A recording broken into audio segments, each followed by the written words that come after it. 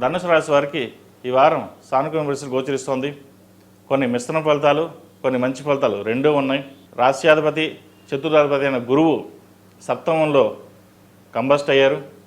అదేవిధంగా భాగ్యంలో కుజకేతువులు. ఏదైనా ఒక పని ప్రారంభిస్తే ముందుకు వెళ్ళడం, రావడం, ఒక లోన్ అప్లై చేస్తే ఆ రిజెక్ట్ అవ్వడం అటువంటివి జరుగుతుంటాయి. అదే వ్యాపారపరంగా కూడా రావాల్సిన బెనిఫిట్స్ ఏవైతే ఉన్నాయో అది ఈ వారం వస్తుంది.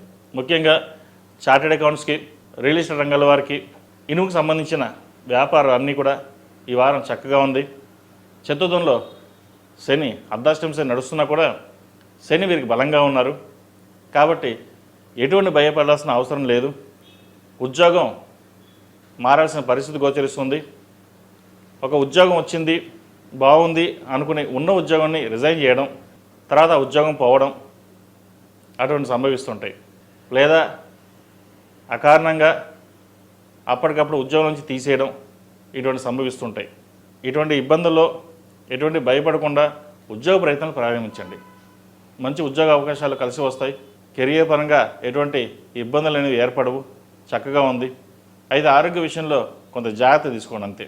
మానసికంగా కృంగిపోకుండా ఎవరు ఎన్ని చెప్పినా సరే ధైర్యంగా ఉండి ముందుకెళ్ళాలి.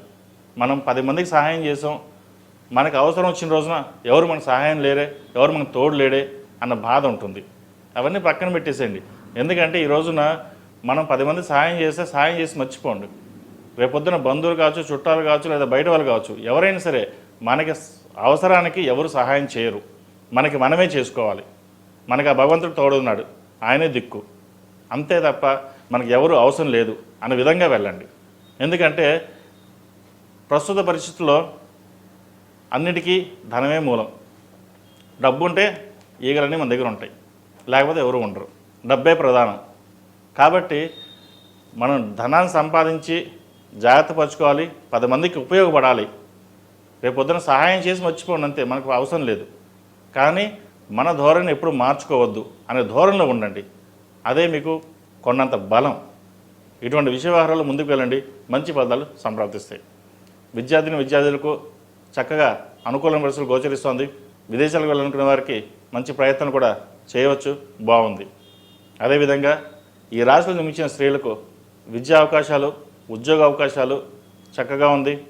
ప్రభుత్వ పరంగా కొన్ని ఇబ్బందులు అనేవి ఏర్పడతాయి. ప్రభుత్వ రంగంలో ఉన్న వారికి రావాల్సిన బెనిఫిట్స్ ఏవైతే ఉన్నాయో ఈ వారం వస్తుంది.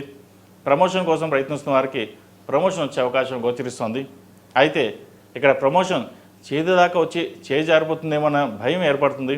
అయితే ఎటువంటి భయాలు పడవద్దు. మీ పని మీ ప్రయత్నం చేయండి, అవే సక్సెస్ఫుల్ అవుతాయి. ఆరోగ్యరీత్యా కొన్ని జాగ్రత్తలు తీసుకోవడం చెప్పదగింది. అదేవిధంగా ప్రభుత్వ పరంగా ఎవరైతే ప్రమోషన్స్ కోసం ప్రయత్నం చేస్తున్నారో అది ఈ వారం వచ్చే అవకాశం గోచరిస్తుంది.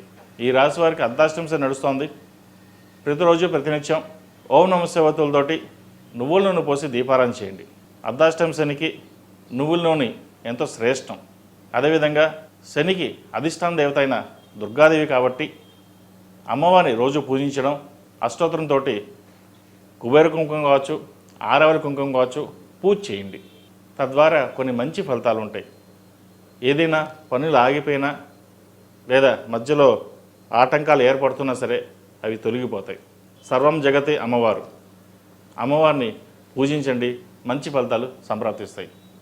ఈ రాశిలో జన్మించిన వారికి కలిసి వచ్చే సంఖ్య 4, కలిసి వచ్చే రంగు తెలుపు. ఏదైనా పని మీద బయటికి వెళ్ళేటప్పుడు శుక్రవారం కానీ గురువారం కానీ వెళ్ళండి, మంచి ఫలితాలు సంప్రాప్తిస్తాయి.